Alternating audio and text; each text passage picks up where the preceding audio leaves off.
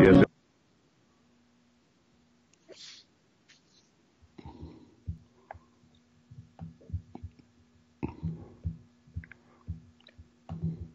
Time again for Buddy Martin. Call him up and tell him what you're thinking. But be kind because he's doing the best he can. Better, stronger, faster. Mama says that alligators are ornery because they got all them teeth but no toothbrush. Hey, what if the voice calls while you're gone? Take a message. Bye. You ready, champ? I'm ready for this my whole life. I'm incapable of small talk. But that's why you love me, right? Fascinating to be in the presence of so many great athletes.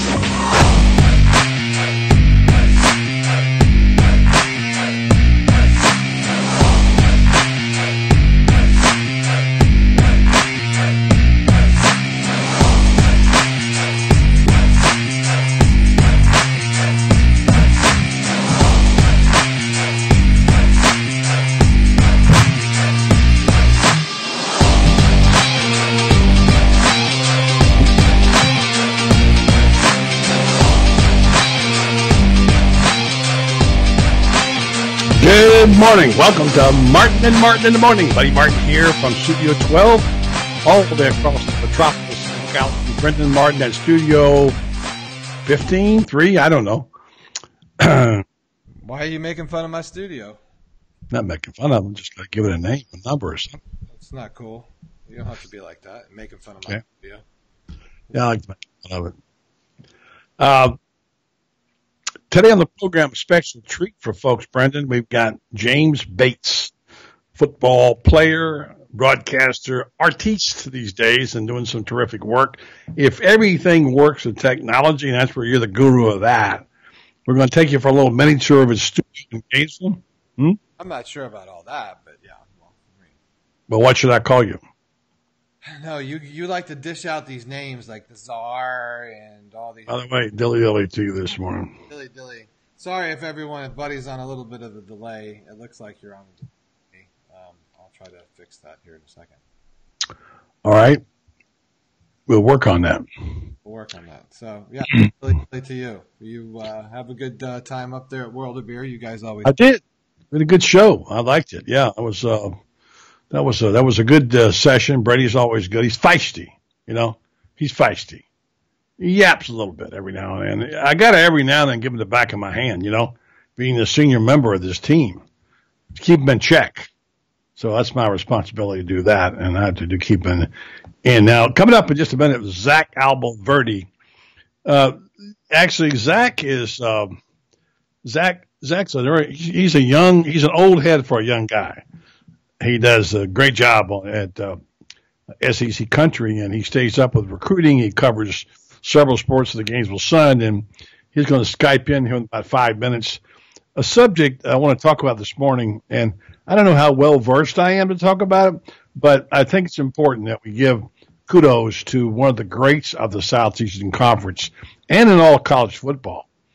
People don't realize what Mike Slive did to bring this conference to the top in all of college football. I mean, SEC became dominant whenever he was under his watch as commissioner from 2006, 2012, and 6 consecutive national titles with Alabama, Auburn, Florida, LSU. So we're going to talk a little bit about Mike Slive. I had a chance, Brendan, to visit with him briefly about 3 years ago in Birmingham. We were drinking lots of coffee. And I would drink coffee and run to the bathroom about every hour there. And then it seemed like Mike Slive and I were on the same biological schedule because we wound up at the urinal there in the small bathroom there in the hotel almost every other time, 4 or 5 times a day. And I've got to know him in the urinal. What a pleasant man. And we didn't talk that much about talked about life, talked about just the day. And I noticed that particular day, he went up and down Radio Row.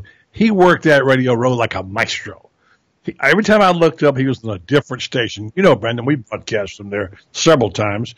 There's probably, 30 stations at least there, maybe more. Probably more than that. Probably 30 stations on each side, possibly. Really? So 50. I guarantee you Mike Slive worked 25 of them. and he was all selling SEC. Amazing. I think when you were there, it might have been Commissioner Kramer. But anyway, the bottom line is that he in that, I noticed he was, I made a note to myself, he is really making an effort to push this thing through the final pieces of the legislation and what have you to make sure everything worked. And I think now he knew he was already ill. He didn't know he was ill. So I just take off my hat, by the way, if I could. Well, I will.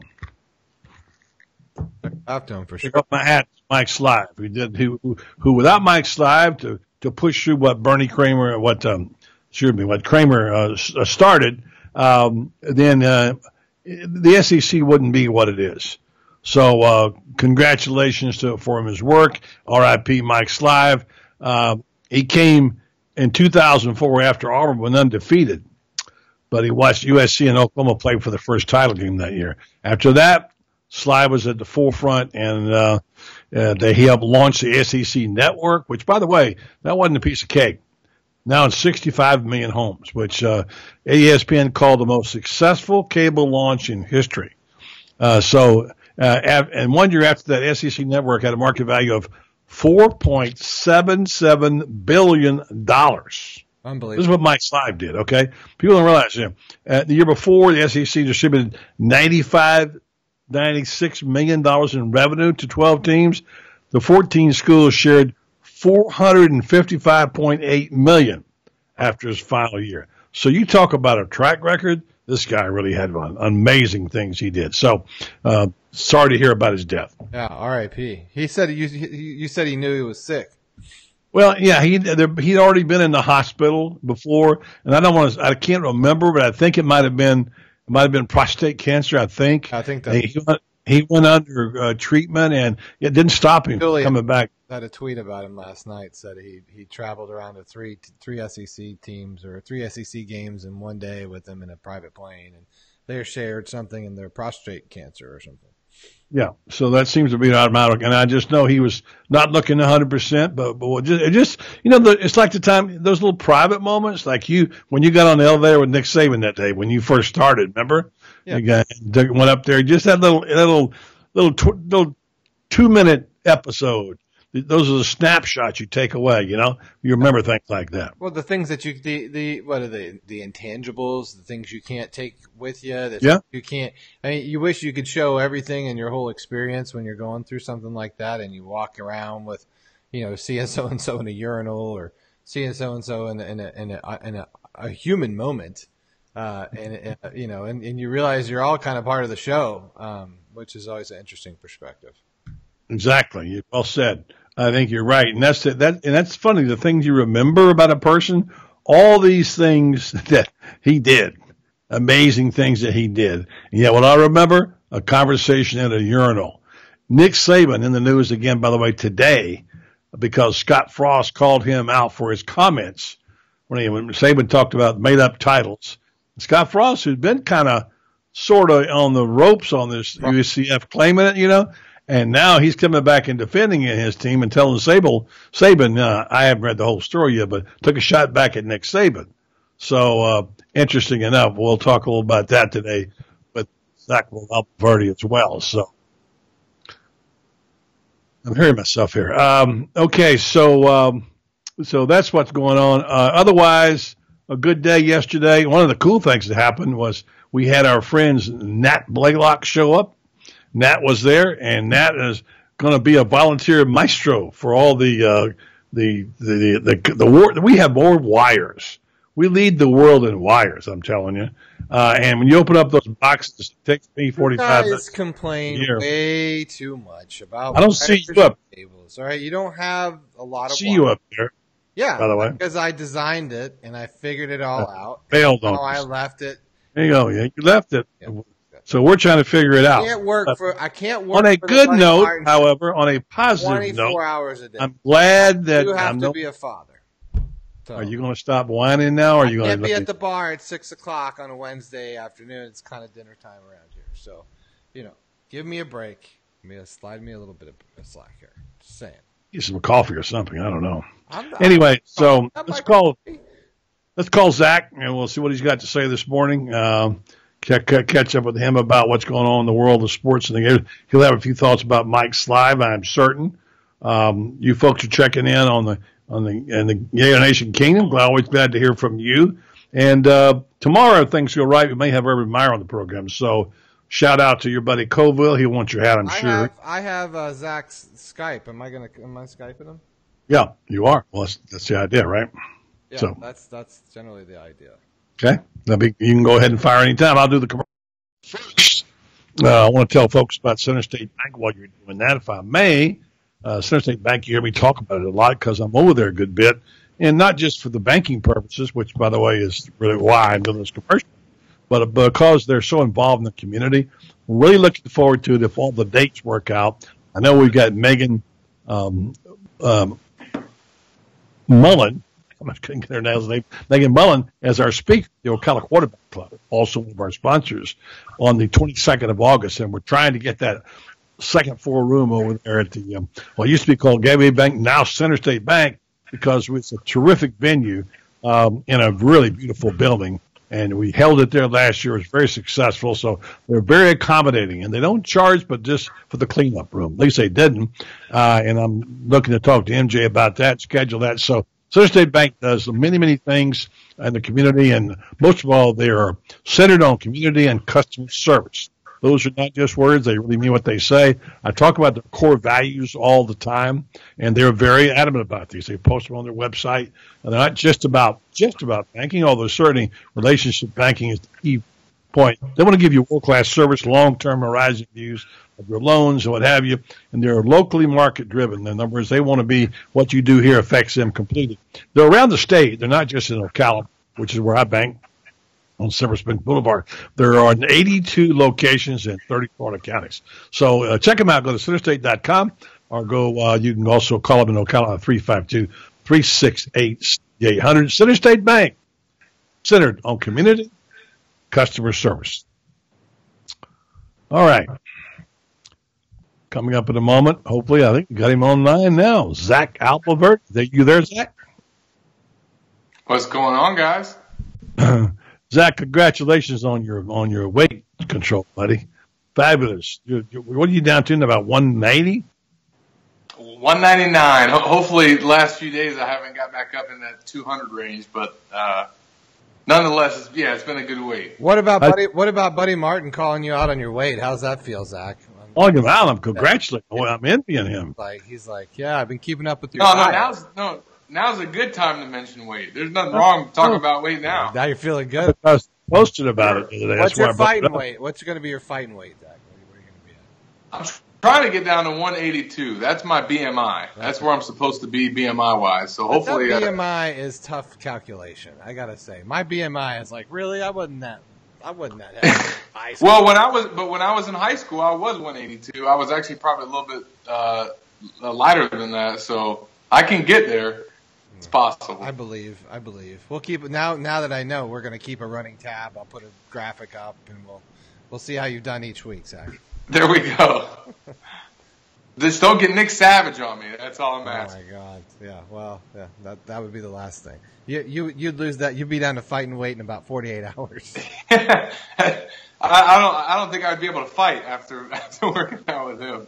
So I was going to ask about that. Speaking of workouts, everyone is in a voluntary workout phase right now. That's pretty much how it's going, right? But it's voluntary. Like if you don't show up, I'm keeping track. Like I know you better be there. Kind of voluntary.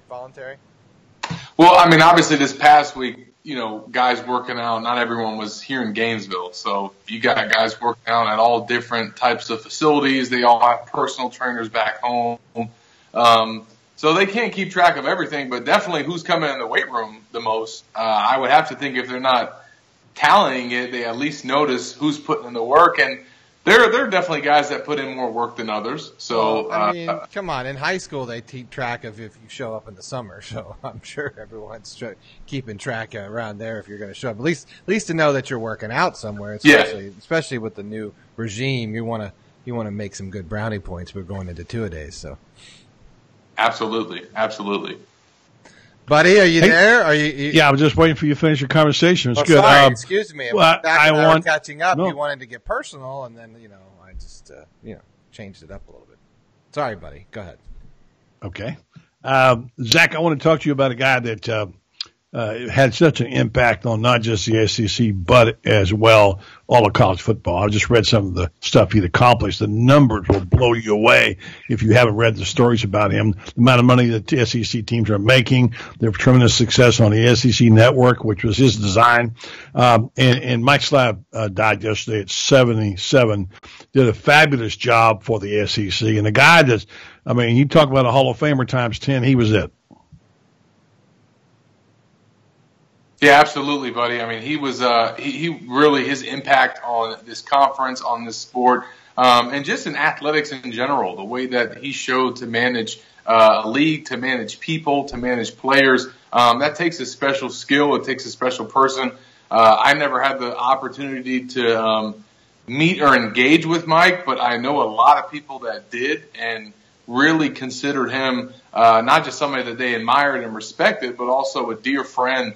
Just by the way that he dealt with people. And I think that if you're in that position and you do the things that he did, you have to have that quality about yourself. And that was certainly the case with Mike. Touched a lot of lives, I know. And I know I was at World of Beer yesterday when Brady looked up at the screen and said, "Oh, my gosh," shocked Brady. I saw several testimonies from people who, who said that he had such an impact on their lives. That he also talked, it wasn't just always about football, the SEC, whatever, that he would share. I know a guy in the SEC office who actually worked with him said what an impact he had on his life. David Bloom, and said he really helped mold his life, and there were moments when he had personal things he could share with him. So by all accounts, I didn't know Mike personally that well. Like I shared earlier, I ran across him a lot of the SEC meetings, particularly in the men's room. Don't read anything into that. Just the fact we were on the same cycle, and quite often we chatted there over the year about life. And he was just always pleasant. And he was then sick, as I said to Brendan earlier, and undergoing prostate cancer treatment. And just as cheery as he could be, and working really hard to make this SEC network a success. And boy, did he ever. Yeah, absolutely. And you see the success of it and what it's become, and really the staple that it is now for the SEC. That was all Mike's brainchild. And, you think about what a commissioner should be and the type of impact that they should have on the league. He is the perfect example, and it's definitely a sad day for everyone that knows him. It's a sad day for the conference and just all of college football. So our thoughts and prayers are certainly with all of his family members and friends. Let's switch subjects a second. We talk a little bit about what's happening this weekend. I've not heard of this Gator Griller thing, or whatever they call it. Another way that they've figured out a way to get people for a free visit to the campus, not counting against their official visit, apparently. And from what I'm reading, I think on your website, I believe it's where I hate to say it, I'm pretty sure it was about this thing Mullen's putting on. They're having a lot of offensive linemen in particular. Offensive linemen love to eat, by the way. And so what's going on with this thing, with this Gator Grill deal? Well, if you remember, buddy, in 2005, Urban Meyer's first year, he got in. They had, that first recruiting class that they signed, the class of 2005, in those first couple months. And then they got into that 2006 class. And, remember, you're still the year before. So it was the summer of 2005. And Meyer and his staff said, hey, let's think of something new that we can create to get some buzz going, to get recruits to come and check us out, to get to know us a little bit better. And they came up with Friday Night Lights. Well, we all know how big of an event that was. They had Tim Tebow there for the inaugural camp. I think the following year they had Joe Hayden, Cam Newton, John Brantley, and, Ronald Powell a couple years after that. And Friday Night Lights now is what it is, and it's been copied by a bunch of schools across the country, including Urban Meyer at Ohio State. Which I think he has the right to do that. But I think Mullen's thinking back to that and channeling that in terms of what can we do, especially coming off a 4-7 season, to get some excitement and find more ways to get recruits excited about the program. And this is different, though, than Friday Night Lights and Junior Days and all these extra camps and extracurricular stuff that they have created in the past, because this one's not about football. It's centered around building relationships, getting to know these guys. And for a staff that's new and doesn't have a lot of that with some of these kids, this is a big-time event that could really be beneficial for them down the road. Yeah. Speaking of recruiting, and of course, I consider now the third recruiting season, as we talked about, to be the grad transfers. There seems to be so much activity. There's a lot of things about it. Looks like the Joe Burrow case is closed. I read rather he's gone to North Carolina for his final visit. So LSU, Cincinnati, and North Carolina. Now, my source in Columbus, which I cannot verify, he just told me this. He said, number one, he thinks Cincinnati is going to be the winner. I said, what? And he said, no kidding. I think he's leaning towards Cincinnati. And they've got a pretty good quarterback, as I recall. Anyway, so you got that. And secondly, we talked a little bit about Meyer allegedly standing in the way of Burrow going to Florida. I have a difficult time grasping that. Because, number one, legally, he's not, I don't think he's beholden to Ohio State, except he's still on, quote unquote, the school roster. This is what Brady said. I don't get that. If you graduated and you're out and you're finished, nobody should be able to tell you or force you to go somewhere. Now, I know there's an informality part about it. You just sort of, it's a courtesy call or whatever. What do you know about grad transfers and how they get from point A to point B? Yeah, it's a complicated process, buddy. I'm not really sure how that works. I agree with what you said in terms of there should not be a coach that, once a kid has graduated and he's free to go wherever, should be doing anything to prevent him from going to a new program. I don't think that that's right. And I would not think that happened between Urban and Dan Mullen at all. And I don't think that we should read too much into the Burrow stuff. Obviously, when his news came out of his transfer and it was out there as maybe a possibility, it was a big story. But it's clear now that Florida maybe was never really a factor here, or at least Dan Mullen, as he said initially, didn't have interest at the time, didn't have interest after he officially transferred. So I don't know how much it's worth reading into at this point, because it's clear that Florida's not really one of his options. I think if you're a Gator fan, you should feel good about the fact that maybe Mullen didn't make a run at this guy because he feels comfortable with the current quarterbacks that he has. I choose to believe that. That's why I said it before. I can't see him messing up his quote-unquote quarterback room. Certainly, if he falls into your lap, you take a look and make a decision. But I think maybe it was 50-50 on that deal. If it blew him over and he had a reason to think he wanted to come here and was motivated and could substantially change his team. Yeah. As we looked under Burrow, watched some of his film and talked to people, his arm apparently is not as strong as we thought it was. This is what I'm hearing now. I don't know this.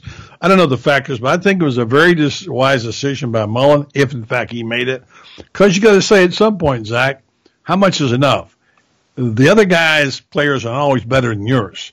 You got a fairly good room there now with Emory Jones coming into and the development of the two quarterbacks he has. And I think he'll be able to find one. And I think the quarterback is not going to be forced to win the game. So This leads me to this question for you. I'll let you go get on to all the rest of your things today you got to do. Is that if you were assessing the strongest unit on the Florida Gators team, and by the way, Brady and I did this yesterday, and I mean by that positions, the strongest positions on the team, and the magazines will be rating these, as we know, in the next couple of months. If they still do magazines, I guess they do. And everybody rates them. So what would you say the strongest position unit is on the team? Well, I think when you talk about strengths, you got to look, the proof is in the pudding, and you got to look at the numbers and the production. And, we can talk about potential and what guys did or what they were supposed to be, but it's about the numbers. And if you look at the numbers, now you can't obviously do that with offensive line and defensive line. You can, looking at sacks and what have you. But if we're going to talk about numbers and who's put up the best, who do the Gators have coming back that have the most depth? I think when you look at that running back position with Jordan Scarlett, LaMichael Pirine getting over 500 yards last year, Darius Lemon showing the flashes that he did as a freshman, along with Malik Davis, the two freshmen coming in, and then Jordan Scarlett, who was 889 yards in 2016, would have probably been a 1,000-yard back last year. You can point to the depth on the offensive line, the number of options that they have at receiver, maybe some of the talent in the secondary, but nobody's put up the numbers and has the amount of depth that Florida's running back position does. So I'd have to go with that spot. That's exactly what I said. Of course, that was kind of a low-hanging fruit. I know. And I even forgot about Malik Davis because of his injury. And I figured he's not going to be ready to go probably till the third or fourth game. But even without him, and Lemons was injured, but I guess he's okay now. You put those other guys in there. I mean, you just look. I think LaMichael Piron had one of the best games in the spring game. Orange and blue. I thought he looked going to the corner. He looked quick. I love the way he cut it up. You know, and of course we know what Jordan Scarlett can do, and he.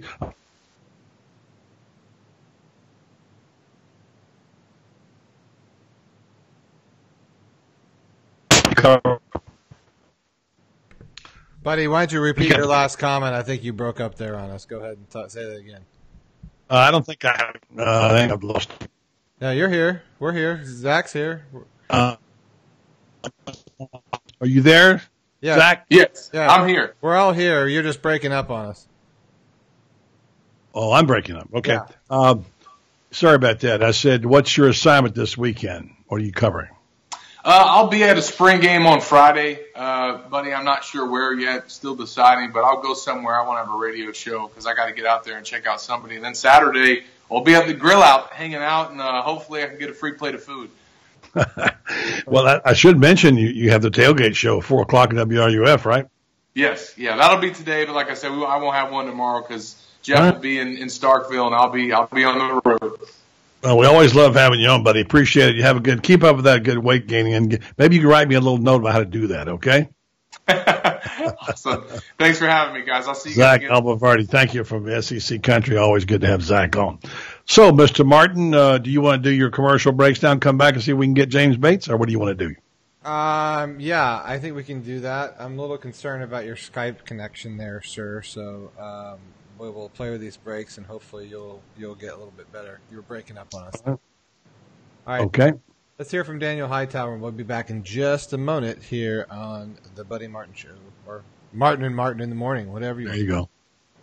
No one ever plans a car accident. Having a plan after you've been in one, however, can make a world of difference.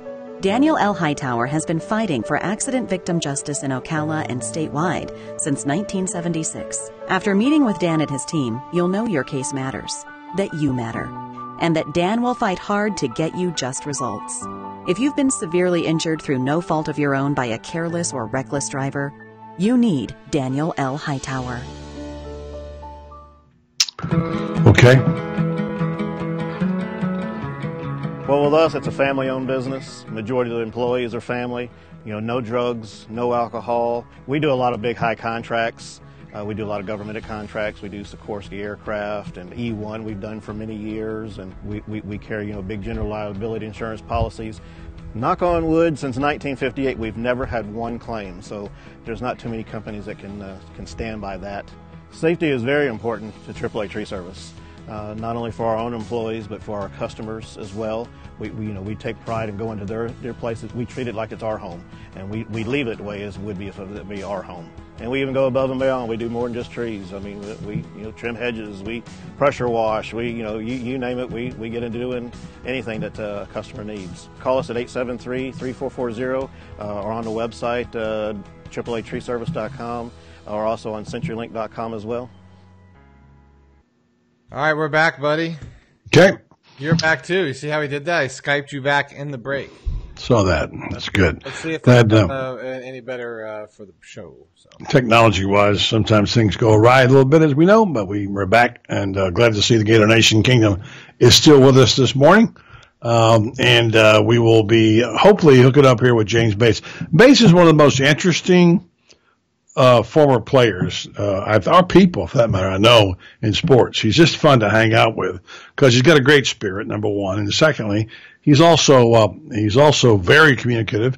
People don't know he was kind of a big deal as a broadcaster when he worked for the out in Colorado or Wyoming, actually, and did the Mountain West play-by-play stuff. Yeah, him and I did a few games together, actually. Yeah, that's what I heard. Yeah, that's cool.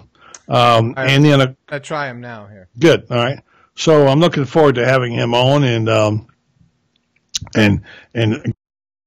studio. We'd hoped to get up there and have a chance to see it, but we didn't. And now we're going to see if this works. The modern technology, if things work on Skype, we'll be able to get James to show some of the pictures of things. Some of his paintings are really classics, I know the three Heisman, as he calls the picture, the Heismen, M-E-N, of course, the three statues, as we call them. He painted them in caricatures of them in one picture, and they're going for high dollars in some of these fundraisers, I know. And Coach Spurrier was telling us about, he did one meeting with, I don't know if I had the numbers right or not. I think I might be, but I think I'm right when I said they were bid up to $2,000 with the fixed picture of the Heisman print, by the way. And the other guy was bidding right with him. And so they got to $2,000 and the other guy dropped out at $1,750. So Steve said, well, how about we just give both of them one at $1,750? So they sold two and raised money for the cost, which is really good. Good way to do it. So Coach Spurrier, by the way, James, last I heard, was also doing a class, University of Florida, teaching a class. I know he and Coach Spurrier collaborated a little bit there on one. So if all goes well, we're endeavoring now to get a hold of James and chat with him. We talked a little bit about Mike Slive. A lot of people don't know quite what commissioners do, and I understand that because they're kind of up there in their ivory tower, so to speak, but not Mike Slive. Mike Slive was a working guy. And there's a really good story I'm reading on SB Nation about, said Mike Slive showed how powerful and beloved conference commissioners can be. And that's the difference. He was the kind of a guy that was not a stuffed shirt. And he was beloved by many people. There are all kinds of statements, RIPs, et cetera, from people. And what impressed me were the remarkable numbers that are undeniable when you looked at what he did. The numbers that went up, I read this earlier, the SEC launched the SEC network in 65 million homes, which ESPN called the most successful cable launch in history. And only after 1 year, the SEC network had a market value of $4.7 billion, according to the research done by SNL Kagan. And year before Slive was hired, the SEC distributed $95 million in revenue to 12 member schools. Now the league's 14 schools share $4.55 billion. I believe we might have James Bates. Am I right, Brendan? Have we got the Batesy on? I'm not hearing him, Brendan. Am I supposed to be hearing him? Okay. Trying to reach. I'm not hearing James Bates. I'm not sure if he's on or not. So.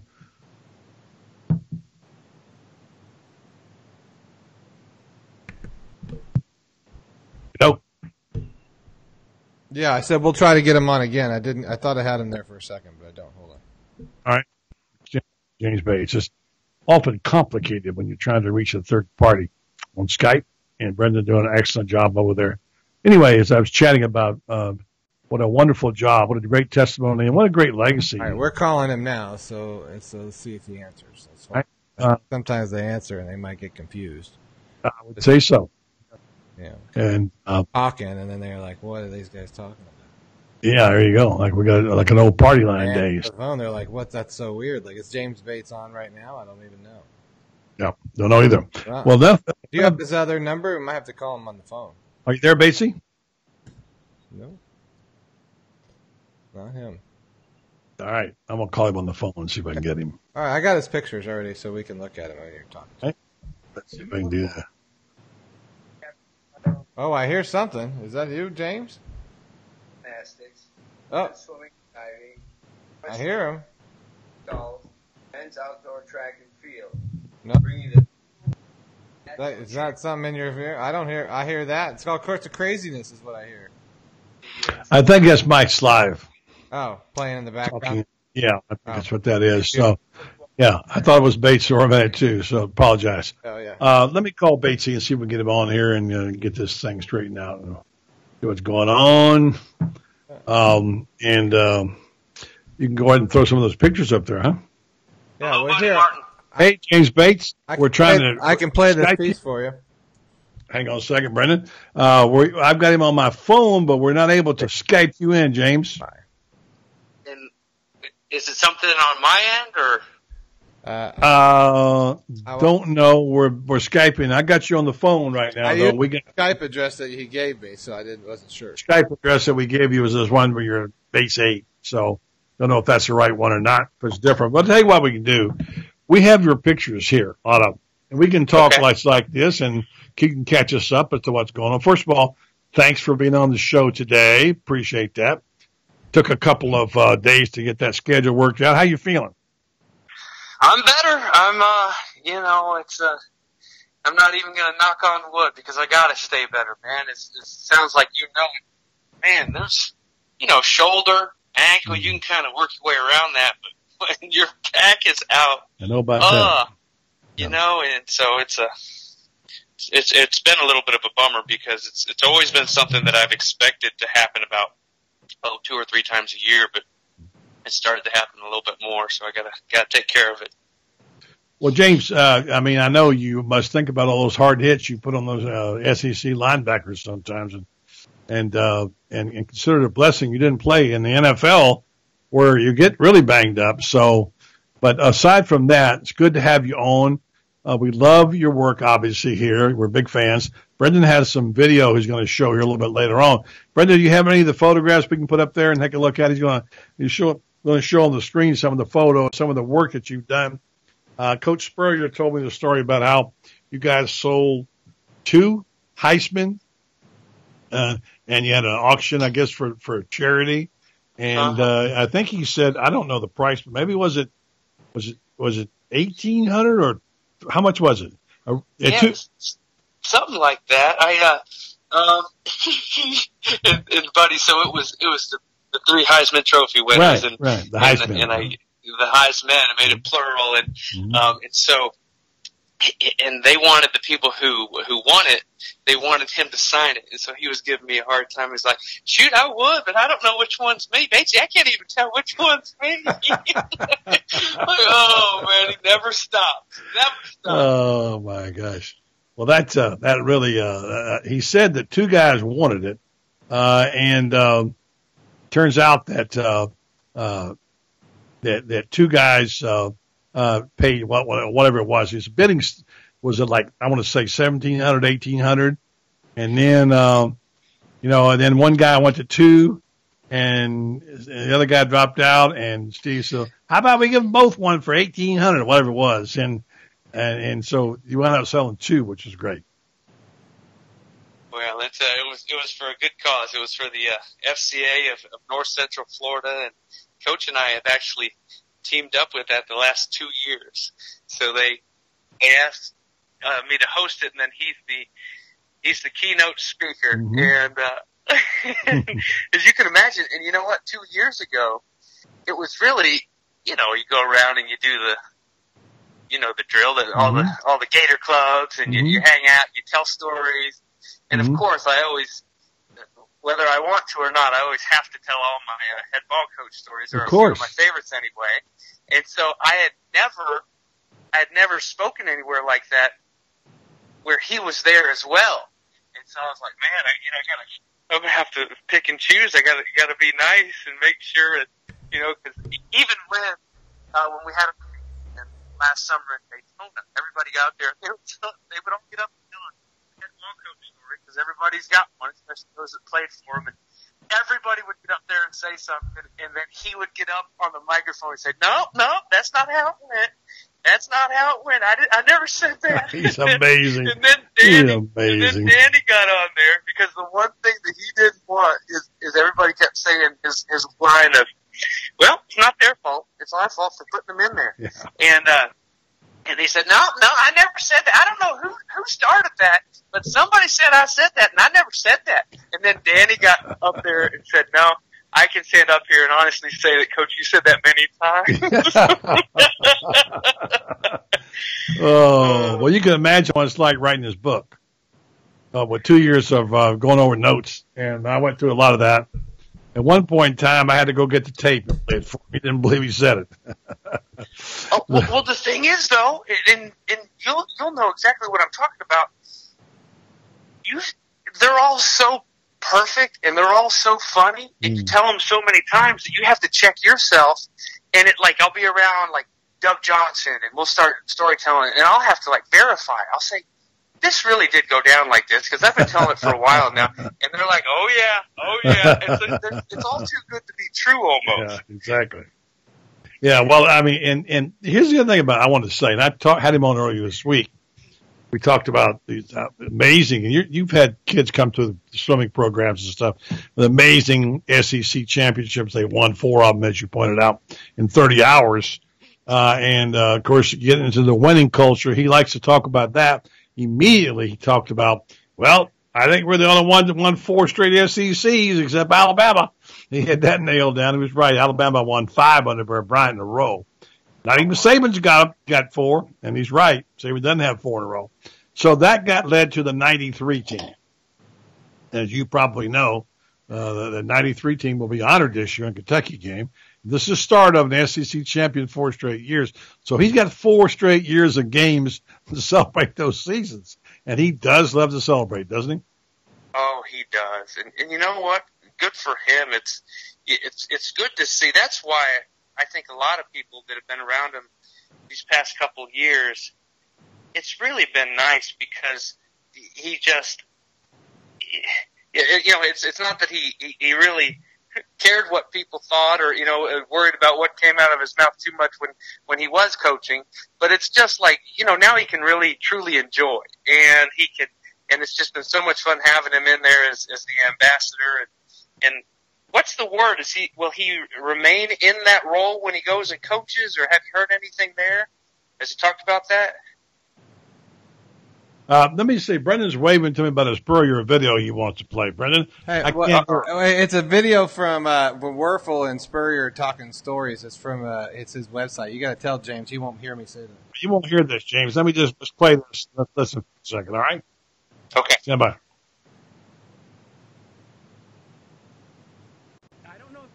This one, Danny, but I was just reminded as I was sitting here, one of my favorites. Hank! Come here, Hank! Hank, come here! Thank you, Hank. You're a good man. You're getting ready to go to New York and get the Heisman. I don't think you had won it yet. We're winning a lot of games, so more and more of these autograph seekers are coming out to get you and your teammates to sign helmets and posters and whatnot. And I remember it got pretty heavy, and before practice one day, Coach calls us all up. You guys coming out here to practice, and those guys asking you to sign their helmets and those autographs. You don't have to sign those autographs. You guys, you don't have to sign those. Shoot. Danny, they're getting you to sign those helmets. You don't have to sign those helmets. Just say, go Gators. Go Gators, have a good day, and keep walking, come on to practice. He goes, you know what they do, guys, when they get your autograph? Danny, you know what they do when they get your autograph? No, sir. He goes, they sell it. They take it to the mall and they sell it.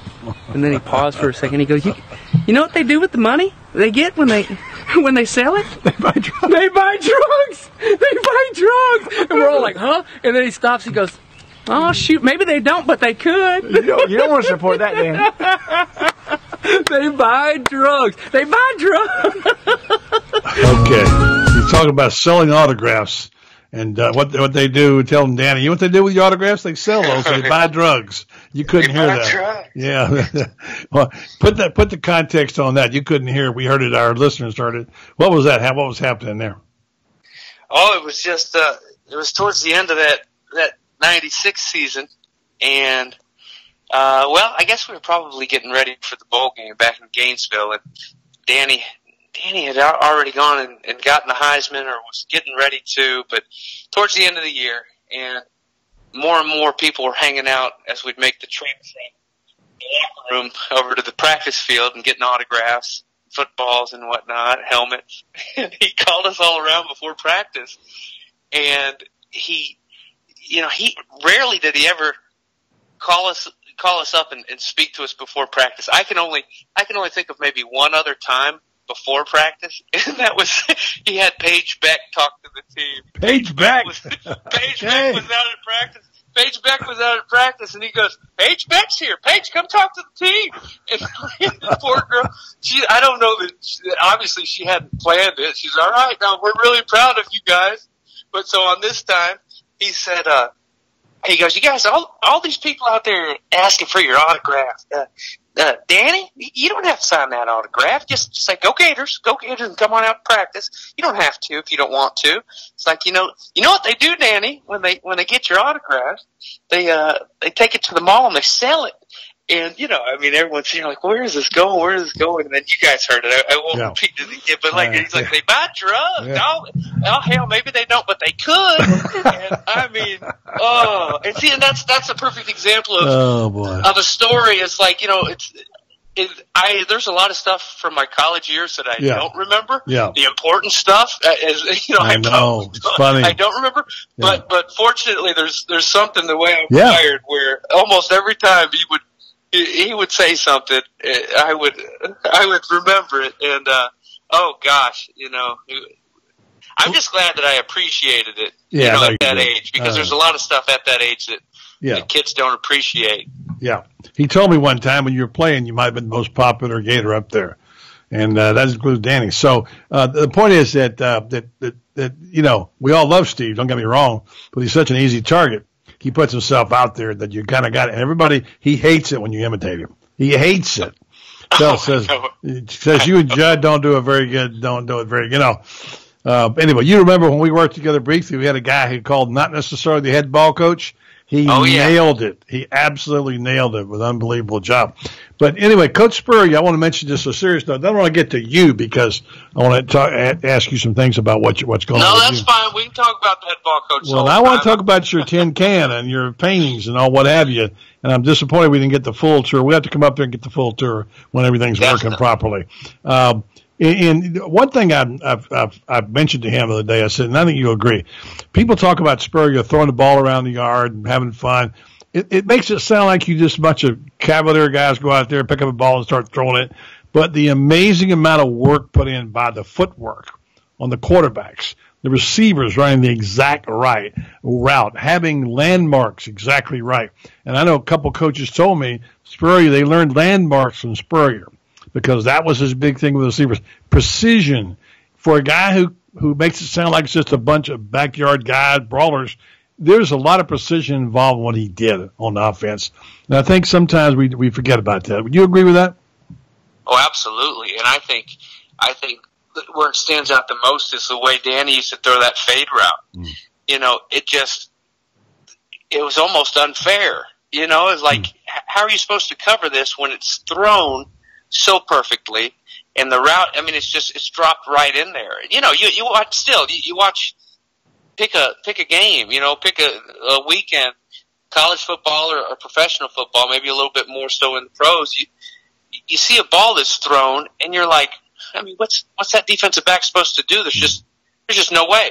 There's no way to defend that, and that's what it really became. It was so automatic, and it's funny because I've never really thought of it like that, like being the taskmaster and just just all the little tiny details of it, because being over on the defensive side, we never really saw much of that from Coach Spurrier. There are certain things that you don't see, but what you do see, it's equally as impressive, but it's also pretty much the exact opposite. And that is a guy who never scripted practice.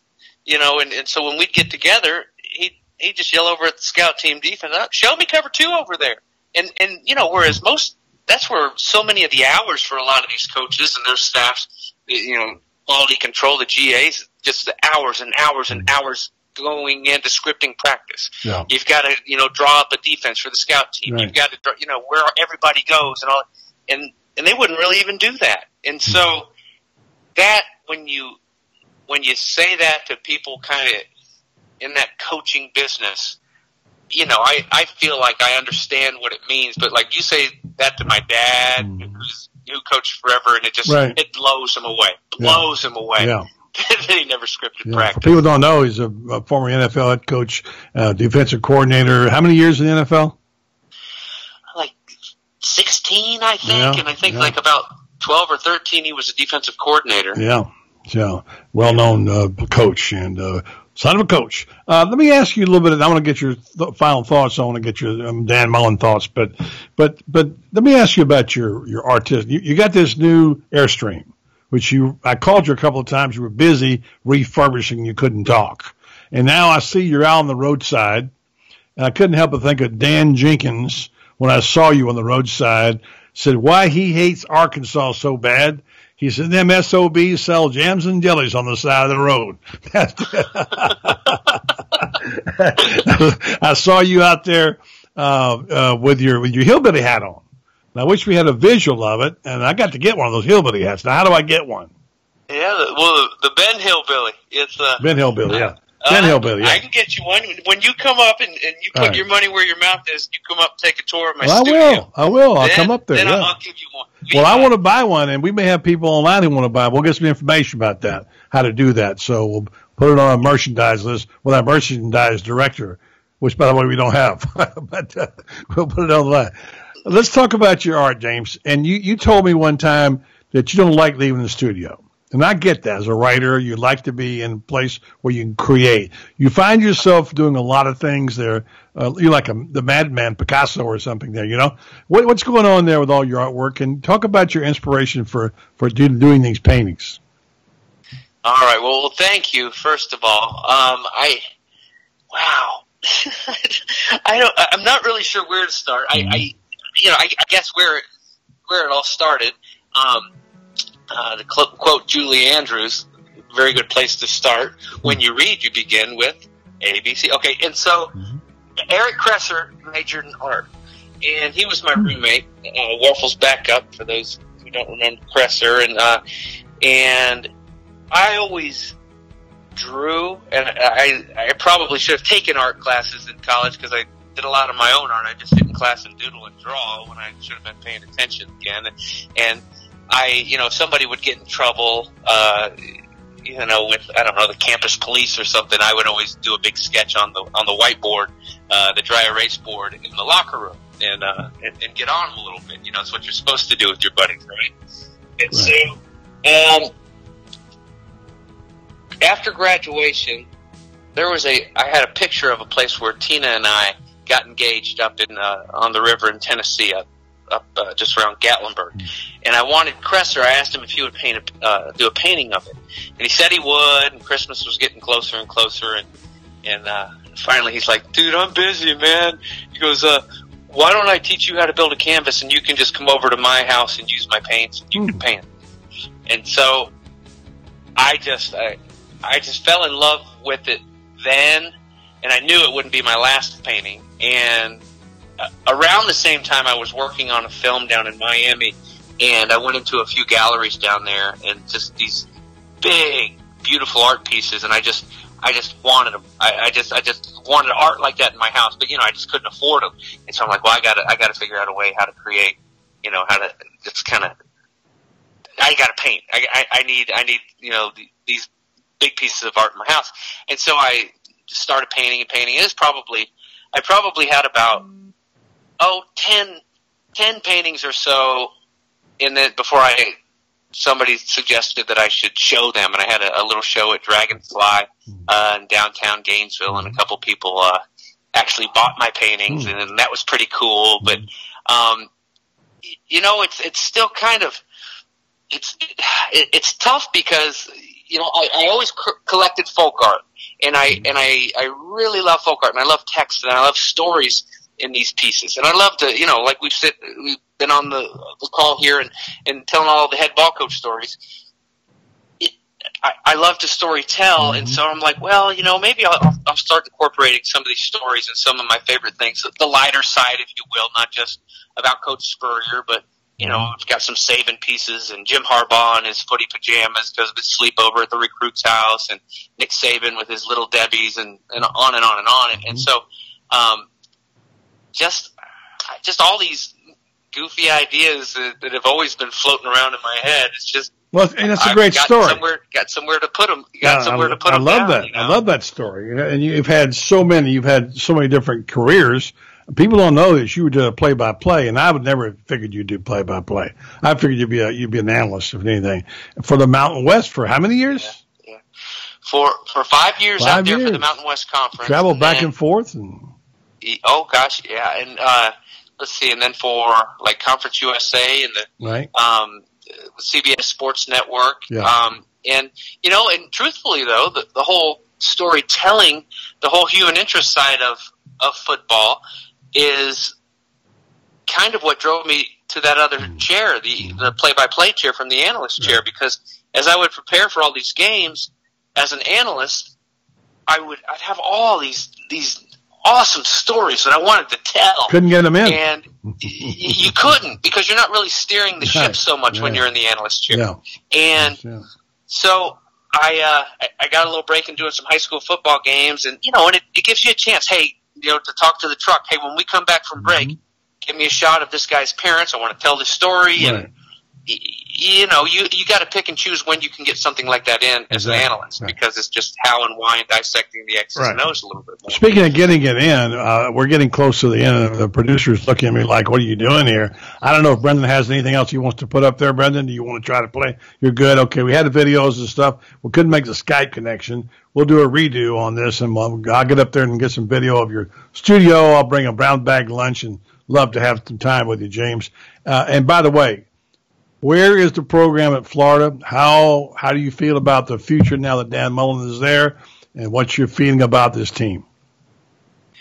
Well, and I'm sure that this is everybody you talk to that's come out of there.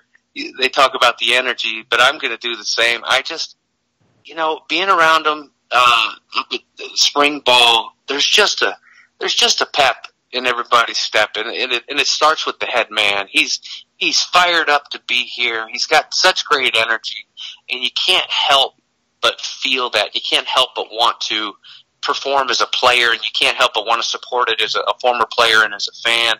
And I'm as excited as can be. It's even if just go out there, and even if we don't go to Atlanta this first year, even it takes a couple years, whatever. Just go out there and play like your hair's on fire every single snap.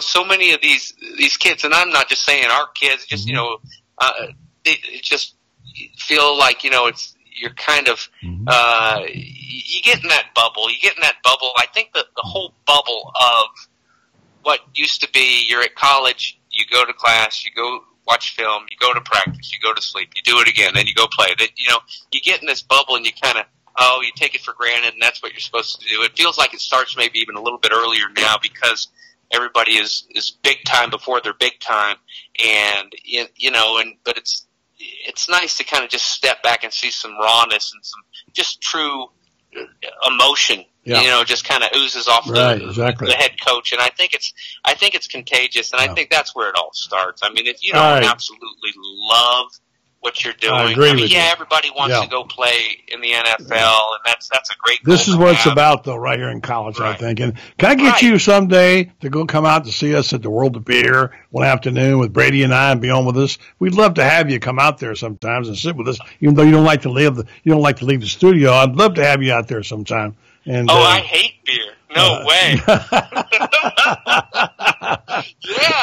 yeah. The World of Beer in Tioga. You tell me when. Tioga. We're 6 o'clock on Wednesday. Which one? The one in Tioga? Yeah, one in Tioga. We're there every Wednesday at 6 o'clock. Brady and I telling stories. So we'd love to have you out there, man. It'd be great. I'm gonna line you up. Any chance I get to hang with Act 2, there you go. There, and that'd be double fun. I'll come to the studio and see the studio, and then we'll go on over the World of Beer. How's that sound? It's that happy time again for Buddy Martin. One of the two guys who actually heard that song live. Hey, Batesy, buddy, thank you. Really good. I love that Cressler story. He's now famous for two things: the fake injury to Werfel in the SEC championship game, the pass he threw, and now he taught Bates how to draw and paint. Awesome. Yeah. Won a national title with Randy Moss up there, too, at Marshall. Yeah, about that. Yeah. That's exactly right. All right, my friend, all the best to you. And thanks for being on the show. I'll call you soon. Heck yeah, thanks for having me on. All right, Brendan, my man. See you. Bye, guys. All right, see you. Oh, Bates, he's the best. Yeah, it's good, dude. Got to figure that out. We got to get that worked out with this guy. I think we need to do a preliminary call beforehand, and I need to speak with them and let them know, because we'll figure it out. I couldn't talk to Batesy. I had that great video. Maybe I'll play it at the end. Oh, Well, if you want to, go ahead and put it on. But I'm going to just say right now, thanks to our sponsors. Also, I want to point out that we do have that World of Beer every Wednesday. It'd be great to get Batesy out there. He'd rule the house out there. That'd be fun. World of Beer, of course, is a favorite place of many Gator fans, especially the Kingdom. Yesterday, we had Nat Blaylock, his son Jacob was out there. Tracy and Chris DeCubelis were there. Brought me some veggies, Brendan. You ought to see them. Unbelievable. From CD Farms. And, of course, you can go there any night. They have something going on. But we're there on Wednesdays. Brady Ack and myself do the Brady and Buddy show. We invite you to come out there to World of Beer in Gainesville, Tioga. Good times, good people, good beer, and good food. They have a lot of special events. And we ate there last night, and the food is very reasonable and good. Of course, the beer ain't bad either. So check it out. World of Beer Tioga, voted Gainesville's best bar and pub 2 straight years. The World of Beer. It's not just about the beer, but it could be. It should be. I'm going to get. All right, Brendan, what you got? Nothing. Before we say goodbye, I'll have this video. If people want to watch it, they can watch All right. it. Just go ahead and put it on there, and I'll say goodbye now. All right. Thanks, Brendan. Good job for putting it all together there. Thanks to Batesy, and thanks to Zach Albalverdi. We'll talk to you tomorrow. Tomorrow morning, Urban Meyer schedule. We'll find out for sure tonight for our 11 o'clock show. So check it out right here on Martin and Martin in the Morning. Thanks for watching, folks. All right, guys. We'll talk to you later. Let's see. Make this work. All right.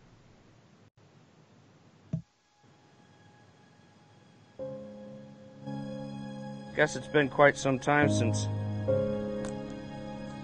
1992. Came down here on my visit, and right back there in that door, we were getting ready to come out, and another East Tennessee guy, Coach Spurrier, and he looked at us and he said, "Yeah, well, Clemson, LSU, you know how they got that Death Valley? They call their stadium Death Valley. I think we got to have a nickname for this place. Thinking of calling it the Swamp."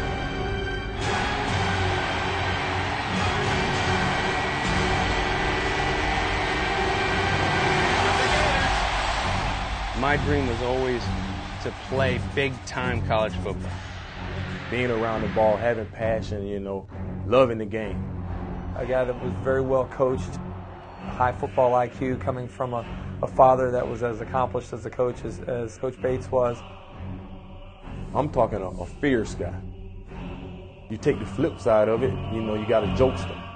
It's very few people out there that can, be a James Bates. Hey, there you guys are. This is going to be like the 5th best night of my life ever. What's up, Christina? Hey, Kyle, how you doing? Is there an echo? You guys sound us. How about now? To me, you've got to be different, and the way you're different is by what you show each Saturday. And with James, we're going to be different. Can I put my hair up in like a cowlick up there and say, "Hey, Mr. Wilson"? It's Florida, Georgia, and I would like to have that James Bates highlighted a little bit. Just kind of dance. Can we do that? Mr. Bates, coming up on this week's edition of ACC Gridiron Live. Check your local listings. Presented by the good folks at McAllister's Deli. Oh, yeah, we go. James Bates, that would be you. Yes, we'll star that. Yeah, you got to keep an open mind, but at the same time, he's always going to be entertaining. By the way, they got 45 minutes on the clock, so it ain't ending anytime soon. You're sitting there trying to tape something, and you're thinking, okay, we can tape this and move on, and we'll be done with this particular piece. And then all of a sudden, he has a light go off. All right, here we go. Hey, when I throw this up here, hey, don't turn up Bates's mic level until he catches it and holds it, okay? Everybody cool on that? All right, here we go. I'm ready. And when the light goes off, you just got to be prepared. And our final from the Carrier Dome, NC State 24 and Syracuse 17. With James Bates, West Durham. Great to have you with us. The Wolfpack picks up their first ACC win. Dave Doran picks up his first conference win as the Wolfpack head coach. You never know what's next. I do realize that calling football games is a dream job. All right, here we are. 3, 2. You said you were soft and you put a coat on. Basie, I got to tell you something. I really debated it, but man, I had a bone chill going down deep. I had a feeling you would think that too. You know, I'm with you. Maybe I am getting soft. I don't know. I got you back. Thanks. All right, thanks, guys. Appreciate it. Jim, thank you very much. Batesy, I got to tell you, you call the man out. You call the man out, and you know what? He comes right back at you, doesn't he? Because he's a dude. Because he's a dude like he's always said. But you know what, Coach? You can borrow my hat next time. He can borrow his hat. Yeah. He's very instinctive. And he's instinctive in not only doing games, he was instinctive as a player.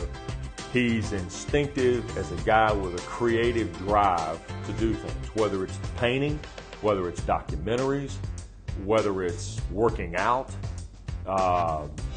his family. Hello, family and friends, for it is I, Jake Presley Bates, or as the teammates have started to call me, Kung Fu at the plate. That is a funny one. I believe that the children are the future, you know, and if you teach them well and let them lead the way, you know, and show them all the beauty, if you will, they possess inside, and give them a sense of pride to make it easier, and let the children's laughter remind us how we used to be. I decided long ago never to walk in anyone's shadow. If I fail, if I succeed, at least I'll live as I believe. No matter what they take from me, they can't take away my dignity, because the greatest love of all is... At what point, Dave, did you realize I was singing Whitney Houston? I actually thinking about it, would enjoy more having a dad like my dad than having like a normal dad, because he's like really fun to be around. Look, here we go, ready? No, hold on, what? That's one. Oh, smile, look at it. Yeah, everybody knows Bates is crazy, you know, but it's just shy of being crazy, crossing that line into really having to worry about him. Can you spare some dip? Would you be so kind? Go Vols! They're going to hate us in Knoxville. They'll never come get coffee or ice cream or fake coffees at Simplify. Come on, just let me grab you for a second. They want to see you.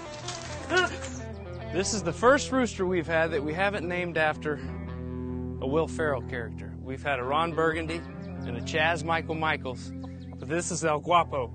El Guapo's my favorite bird, and this is my barn studio where I do some painting. Come on. Well, I can come back here and get kind of messy and not get in trouble. As you can see, this wouldn't be good on the kitchen table or the garage floor, so it's kind of nice to have a little barn where you can hang out with the birds and do a little bit of painting. A whole lot of brushes, a whole lot of paint, and a whole lot of sloppiness. It's actually pretty clean right now, just for you guys.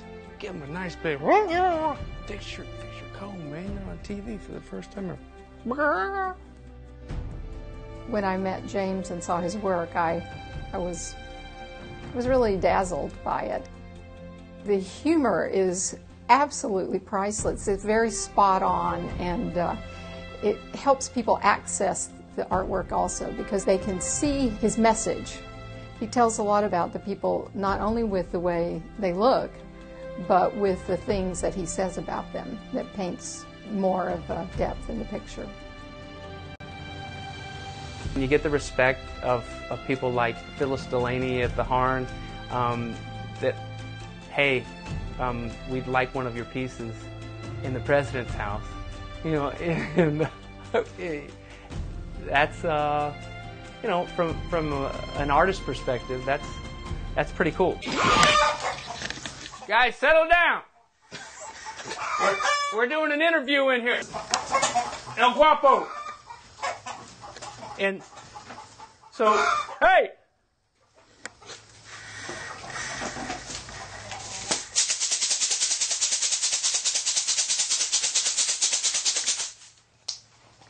Hey!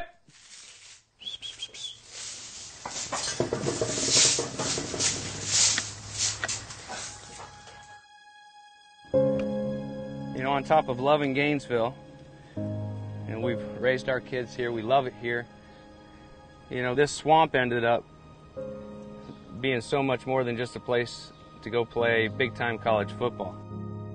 My wife, Tina, she was a swimmer from Illinois, and so we met in the dining hall. So many just great memories of really growing up together, the two of us, and growing up with all my friends. Here in Gainesville, right here in the swamp. If she's here one day, throwing out a bunch of dust, don't tell anyone because she'll probably get in trouble. That's just me. That's all I wanted. That and some bagpipes like in Tommy Boy, playing Amazing Grace. That'd be pretty good. Pretty good. I'm not kidding. Honestly, like, I really, really, really love my dad. Like, a lot of people say how they, like, couldn't ask for, like, oh, you're the best dad in the world, but, like, I truly mean that I really love him. I love my dad a lot. He's, like, my best friend. We have such a great family. It's great. It's a great environment for the kids, and we definitely know that he loves us and that he cares about us. When you say football out here, and Mike Peterson, I want to say he loved the game. Outside of the game, he loved his family, loved his community, you know. So I credit a lot of that, you know, to James Bates. Yeah, he's a guy that really cares a lot about people around him, and it's no coincidence that he was one of the captains on that '96 national championship team between Warfel and Lawrence Wright and James Bates. Those are guys that not only were great football players, but had big hearts, and Bates, you know, maybe the most amongst all those guys. Since I've known James in the, I guess you're looking at almost 24 years, you know, that's just something he loves to make people around him happy, or people around him laugh. Man, James Bates has more energy and passion for the things that he gets involved with than most people. Look, see? We just talked about. You know, about the time you think you got it figured out, then you hear about the folk art, and then you hear about the documentaries, and then you hear about my wife, who was the 4 or 5 time All-America swimmer, or my kids who are very successful in school and very talented athletes, or my dad who coached in the NFL and at all levels of college, and you start thinking, what's next?